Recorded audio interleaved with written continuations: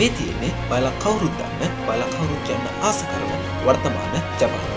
ඒත් මීට වසර 80කට පමණ පෙර මේ ජපානය යුද්ධගිනි දැල් ඇවිලුණු මරණයේ අඳවනාවන්ගෙන් පිරුණු මිහිසුණු රාජ්‍යයක්.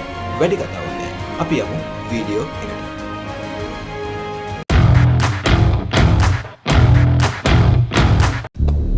දිනය 1945 අගෝස්තු 6 වේලාව අලුයම 8:15යි.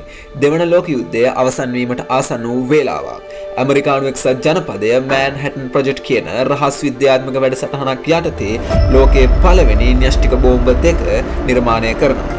එහිදී ඉනෝලා ගේ නැමැති ඇමරිකානු යානයකින් ලිටල් බොයි කියන යුරේනියම් 235 බෝම්බය හිරෝෂිමා නගරයට පතිත කරනවා. එක විනාඩියකට පමණක් සෙල්සියස් අංශක 3000කට වැඩි විනාශකාරී උෂ්ණත්වයකින් නගරය අඩි 60000ක් ආසන්නව 1,40,000ක පමණ පිරිසක් මෙම බිහිසුණු විනාශකාරී අනතුරින් මිය යනවා. ඉතින් මේ වීඩියෝ දර්ශන පිළින් ඔයාලට හිතා ගන්න පුළුවන් හිරෝෂිමා නගරයට වෙච්ච විනාශය කොපමණද යන්න.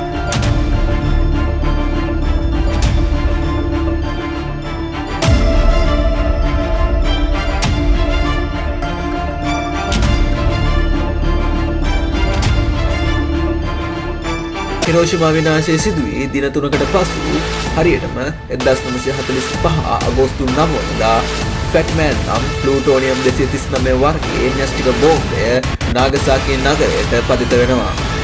එම බෝම්බේ වැඩි බලයක් තිබුණද නගරයේ කඳු බිම් නිසා විනාශය තරමක් අඩු වුණා. ඒ 70000කට වැඩි පිරිසක් මේ විනාශකාරී අනතුරින් මිය යනවා.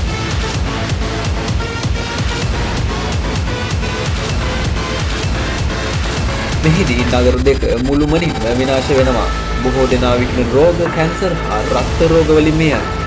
විශාල මිනිසුන් සංඛ්‍යාවක් අධික උෂ්ණත්වය හා පීඩනයට මැදිවීම නිසා මිය යනවා. පසු කාලීනව ජනතාව දිගු කාලීන මානසික හා සෞඛ්‍ය ආබාධ වලින් පෙළෙනවා. මේ විනාශයන්ගෙන් පසුව ජපානයේ 1945 අගෝස්තු 15 වන දින යුද්ධයෙන් ඉවත් වුණා. අද හිරෝෂිමා හා නාගසාකි නගර දෙක පීස් සිටි ලෙස හඳුන්වන අතර සෑම වසරකම අගෝස්තු 6 හා 9 වන දින ලෝක පුරා සියලුම ජනතාව පීස් මෙමෝරියල් සෙරමොනියකට සඳහා එකතු වෙනවා. විද්‍යාව මිනිසාට බලය ලබා දෙනවා. නමුත් එම බලය අනෙකාගේ අයහපතට යොදා නොගෙන යහපත සඳහා යොදා ගැනීම මනුෂ්‍යයන් වන අපගේ වගකීම. ඉතින් ලෝකයේ දැනටමත් පවතින යුද ගිනි දැල් නිවි ලොවට සාමය උදා වේවායි අපි ප්‍රාර්ථනා